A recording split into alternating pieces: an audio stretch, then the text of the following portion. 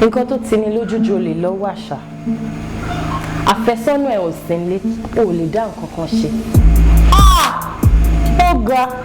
Shout out to all the strong women working so hard to put food on the table. Ẹ wo, ẹ̀yin gangan ni real MVP. Ẹ máa bá mi ká lọ.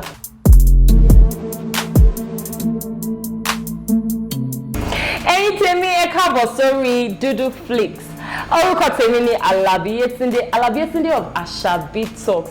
Mo lérò pé tí ń bá wa ká lọ lórí gbogbo àwọn ètò bá ṣe mú wá nípele nípele. Tó bá jẹ́ pé ẹ̀yin ò tí subscribe, ẹ ti miss out o. But God so good, ẹ lè subscribe sí channel wa. Kẹ́ lọ wo gbogbo àwọn videos tá ti drop, kẹ́ lọ kọ́ ẹ̀kọ́ kan àbí méjì níbẹ̀. Tó bá dẹ̀ pé ẹ̀yin ti wà pẹ̀lú wa tẹ́lẹ̀, mo fẹ́ bi yín pé ṣé ń gbádùn mi ẹ̀yin tèmi. Lónìí kí ni mo fẹ́ sọ? Mo fẹ́ sọ̀rọ̀ nípa àwọn obìnrin tàbí àwọn ọkùnrin tó jẹ́ pé tí kò bá sí àfẹ́sọ́nà wọn nílé, wọn ò lè dá nǹkan kan ṣe. Ó rú yín lójú pé kí l'Àṣàbí tún sọ. Èmi mo kúkú mọ nǹkan tí mo ń sọ. Ẹ jẹ́ n jókòó dáadáa kọ́rọ̀ mi lè yé yín. Ṣé mọ̀ pé àwọn kan wà tó jẹ́ pé tí àfẹ́sọ́nà ò bá sílé, wọn ò lè dára ṣàná, wọn ò lè dówó oorun san, wọn ò lè dá nǹkan kan ṣe, wọn ò lè sanwó iná, wọn ò lè ṣe nǹkan kan. Ẹ dákun ṣó bójú mu. Gẹ́gẹ́ bí obìnrin láyé ìsìn yìí ní 2020 tá a wà yìí, kò má níṣẹ́ lápá, ò níṣẹ́, ò láàbọ̀, ó kàn ń sùn láàárọ̀ ibi tán bá fi ọ́ sí. Irú nílẹ̀ mọ́wọ́ Z-word láti Channel 1 títí dé 25. Ẹ jókòó tì í látàárọ̀. Olólùfẹ́ yín á ti lọ àlọ́ ṣiṣẹ́ adé àtúbí yẹn. Ó gbà tó lé bébì wọ́n dìde gan ní mi ò ṣe nǹkan kan. 150 tó kù lọ́wọ́ mi, mo wá òpin ṣáta ní kí n fi rà bí kí ni. Àǹtí tí nǹkan pọ̀ tẹ̀ lè kọ́, tí nǹkan pọ̀ tẹ̀ lè fọwọ́ yín ṣe, àtẹ́lẹwọ́ ẹni kì í tan ní jẹ ní Yorùbá sọ. Kẹ́ ẹ má lè kọ́ bó jẹ́ irun dídì, bó jẹ́ makeup, bó ṣe aṣọ rírán, ó lè jẹ́ bàtà, ó lè jẹ́ báàgì lẹ́ṣẹ̀. Nǹkan kan wà tẹ́ ẹ máa lè ṣe. Kò burú gọ́ọ̀mẹ̀ntì wa ò dá, kò síṣẹ́, a ti ń gbọ́ tipẹ́tipẹ́. Gbogbo wa la mọ̀ pé kò síṣẹ́, gbogbo wa la mọ̀ pé iṣẹ́ ọwọ́ wa la máa padà fi jẹun lórílẹ̀‐èdè yìí. Kí wá ló ń ṣe? Ó wá jókòó sílé ò ṣe nǹkan kan. Ṣé o mọ̀ pé tó bá yá ọkùnrin gbọ́ á máa kanra mọ́ ẹ? Inú á máa bí. Tó bá yẹ pé ó máa dé same position tó fi ẹ́ sí náà ló máa ti bá ẹ. O ò ní nǹkan kan tó ń bring to the table. Kò lè bẹ́ẹ̀ sọ̀rọ̀ gan kó mọ̀ nípa nǹkan tó ń sọ. O ò mọ̀ anything. Àfi Z-word ṣáá. Tó bá ní baby today at my place of work so thing happen. Bó ṣe mọ̀ wò lélẹ̀ bí dọ̀bọ̀dì yẹsà. Ṣé wá yẹ kó rí bẹ́ẹ̀? Àtẹ̀yìn bros, ẹ̀yin big brother Naija, ntẹ̀ mọ́ ríwó nu. Àti gbogbo football Premier League, Arsenal kick Man U kick Chelsea kick Liverpool. Àǹtí ti lọ látàárọ̀, wọ́n ti wà ń báńkì rẹ̀ látàárọ̀ bó ṣe ń sign check náà ṣe gbogbo ẹ̀. On what? You be at home doing nothing as ọkùnrin. Ẹ dákun ẹ̀yin náà ẹ̀rù ṣóbójú mu. Iṣẹ́ kí wàá lẹ fẹ́ kọ́? Àìmọye irun yín tó ń ta fóònù sábó, àìmọye irun yín tó ń tún fóònù ṣe, àìmọye irun yín tó ń ṣe farming. Iṣẹ́ àgbẹ̀ iṣẹ́ gidi ni. Yé fúwo rẹ̀ pé mi ò lè ṣerú iṣẹ́ báyìí, mi ò lè ṣerú kíní kan báyìí, mo ti pọ̀jù. Ó pọ̀jù kankan lọ́wọ́ Àyìndé, ó pọ̀jù anything lọ. Let me tell you, you have to get something doing. Ìfẹ́ gan máa ń ṣá téèyàn bá ti wà useless jù. Tó bá jẹ́ èmi náà ńkọ́, mo lọ látàárọ̀, èmi ní ń bọ̀, èmi ní ìrasọ fún ọ, wọ́n gẹrun, ó ra bọ́ksàsì, ó ṣe gbọ́sàwò, ó rí nǹkan kan ṣẹlẹ̀, àfẹ́rí orí bẹ́ẹ̀dì. Èmi ò ṣe tí wọ́n mọ̀ lò lóòyà, tó o bá ti ní tó o mú bọ̀, èmi ò fi ọ́ lẹ̀. Reason why some people will say torí pé mi ò lówó lọ́wọ́ ó fi mí sílẹ̀. Ọ̀gbẹ́ni, what are you doing to help yourself?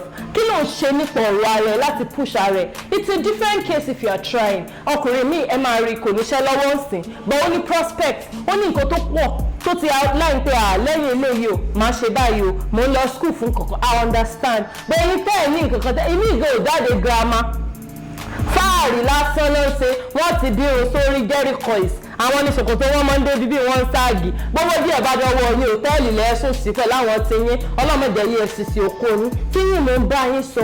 Àǹtí ẹ̀yin náà tó jẹ́ pé mọ̀jú kẹ́ máa bèrè owó Brazilian hair lọ, Malaysian hair, Peruvian hair, but you have nothing to bring to the table. Aṣọ ló fojoojúmọ́ rà ṣáá, makeup ní ṣáá, o ti bóra kò yẹ kó rí bẹ́ẹ̀. What are you bringing to the table? It should be 50-50. Relationships should be mutual. Yé gbé gbogbo òṣòro fámìlì yín lọ bọ́kùnrin, ẹ má lé wọn sá àǹtí mi, ẹ má lé wọn sá tí yín mò ń bá yín sọ. Gbogbo ọkùnrin ni ó mọ fiọ́lẹ̀ lẹ́yọ kọ̀ọ̀kan lẹ́ẹ̀kan. Tó bá gbọ́ wọ́n délé ìyàdọ̀ yín lónìí please buy me deep freezer, buy me microwave, ìyẹn we wan paint our house, this one I wan second. Yóò sá fún ọ wàhálà rẹ pọ̀.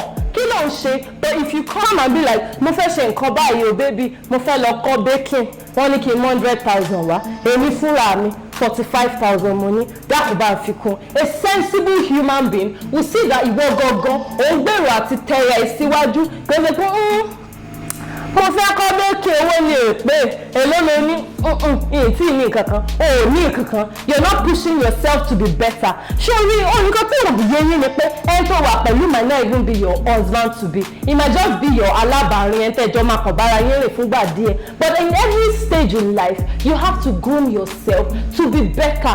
Obìnrin tí ń ṣe ju ọkùnrin lọ wọ́n máa sọ tẹ́lẹ̀ kíní kan ọkùnrin ṣe kíní kan ọkùnrin sọ̀rọ̀ ọkùnrin 9 bros lẹ́ni obìnrin 7. Let me tell you what a man can do a woman can do very very better. So stop sleeping around. Yesu kiri láì ṣe nǹkan kan àbúrò mi ní ṣe wá lọ́yọ̀ọ́ àwọn ló ti ní ìní kàwé nígbà mo fẹ́ kọ wáyẹ́ẹ̀kì mi orí mi wá ń dàrú ìmọ̀ tí mo kọ́ nu ọ̀lẹ ló ń ṣe irọ́ ló ń pa kò sẹ́ni tó ń ṣe ẹ̀wọ̀ gbogbo ló ń ṣe rẹ̀.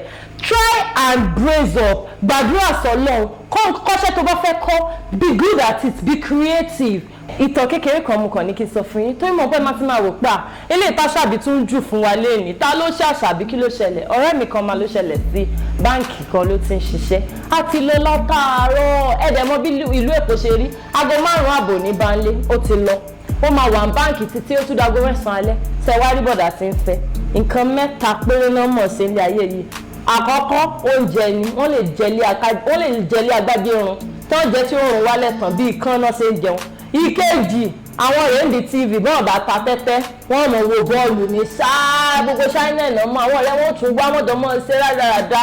Ṣé wá rí kẹta orí ibùsùn ni ọba ni wọ́n King Kong ni wọ́n fi wọ́n jẹ àmọ́ pé à ń mẹ́tò pé owó rèé o kí la fẹ́ ṣe o báwo la ṣe fẹ́ tẹ̀síwájú kò kan bọ̀dá yìí wọ́n ti wá ń ṣe lọ ọ̀rẹ́ wa náà wá ń forí tì sẹ́yìn mọ̀ pa wá ká mọ́ so di sọbọláyọ̀ pé kọ́mọ́dà wa fẹ́ tú ilé wọn ká pé ẹni tí ò ní irú kinní kan ò lè ṣe kinní kan kò yé yín àti àwọn pé ọ̀rẹ́ wa bó ló ṣe wá ṣe wọ́n sà ń tì wọ́n ń tì bá ní kí ló ṣẹlẹ̀ bẹ́ẹ̀ wá ṣe pàdé èèyàn kan nìyẹn ẹni yìí yàtọ̀ wọ́n ti bá plan bó ṣe fẹ́ lọ ṣe ICAN àbí kí ni wọ́n máa ń ṣe ní báǹkì yẹn ó lọ ṣe ICAN yẹn ká tó wí ká tó fọ̀ wọ́n ti jọ ń process Canada wọ́n fẹ́ jọ travel out wò ó kí má fọ̀rọ̀ jìnnà wọ́n mọ̀ fún àǹtí yìí àti wọ́n fọ̀rọ̀ mi àti bọ̀dà tuntun ṣiṣẹ́ pàdé ṣe ìgbọ̀n pọ́pọ̀ dàgbére fún bọ̀dà tí mo wo bọ́ọ̀lù yìí ọ̀sán kan òru kan làwọn tó nílé wa kọ wọ́n wá pariwo lé lórí pé house rent ti due kò ní iye kankan kò sí kọ́bọ̀ lákàntì ẹ̀ àmọ́ tá a bá wá pàdé rẹ̀ lójú títí á ní tún mi ṣe dá mi bí mo ṣe love ẹ̀ tó ó fi mí sílẹ̀ tẹ̀ lọ́kùnrin lọ ẹni tó bá gbọ́ nǹkan tó ń sọ wá sí máa bọ́ ọ̀rẹ́ wa bọ́ ẹ̀wọ̀n iye ọdún tó ti jọ ń bọ̀ tó jẹ́ pé kàn mọ́ ń da kíníbo rẹ̀ lásán ẹ̀ ní nǹkan kan tó yẹ ṣe kí mọ̀ sọ nǹkan mi that is it tó o bá ti ní nǹkan kan tó ń ṣe tó bá yá ẹni tó rò bó gbára lé àjà ẹ̀jù sílẹ̀ you can't be useless and be in my life ẹrù kẹrù lẹrù wèrè ilé mọ ọlọ́ba yìí nìkan kẹrù tó wà mọ ẹ̀dín nǹkan tí o ṣe if you're not promoting me you can't be with me it's as simple as that tó o bá lè ràn mí lọ́wọ́ ara kó mọ gba tiẹ̀ lọ gbogbo ò ṣe owó bọ̀ọ̀tì tó o bá ti ẹ̀rọ inú ọmọ ẹlòmíì sóòrò inú ilé ayé ara rẹ ni ṣé wọ́n fúnra rẹ̀ ò láìkí ààrẹ kó wọ́n náà kó báwọn lọ́balọ́ba jẹun ni ṣébi tó ti ń ta tẹ́tẹ́ nu yàrá ṣébi tó ti ń tẹ bọ́ọ̀lù tó ti ń gbá bọ́ọ̀lù lásán tó ti ń jẹun lójoojúmọ́ ṣébẹ̀ lórí ó ti wọ ọkàn òkú òní ilé kó wá fẹ́ lọ ẹ̀yin sìsá náà tó jẹ́ pé kọ́lọ́ wivon ní gbogbo ìgbà ẹ lọ tí ń ti wọn bẹ́ẹ̀ ṣe lọ klọ́ọ̀bù ni no plans no future nothing kò lè rí bẹ́ẹ̀ ọkùnrin ò mọ̀ gbé ní jù lẹ̀ ẹ wo ẹni tèmi ẹ má jẹ́ rojọ́ jù mo lérò pé ti kẹ́kọ̀ọ́ kan àbí méjì lórí ètò wa lénìí a ti máa rí yín nígbà mìíràn ẹ má gbàgbé kẹ́ subscribe sórí duduflix TV kẹ́ẹ̀dẹ̀ follow mi náà lórí Instagram @dollarfikaofficial @ashabitalks kẹ́ẹ̀dẹ̀ máa send mi láwọn comments yín àwọn requests yín àwọn questions àti topics anything tẹ́ bá fẹ́ kí n sọ̀rọ̀ nípa má ti máa rí yín nígbà mi ó dàbọ̀.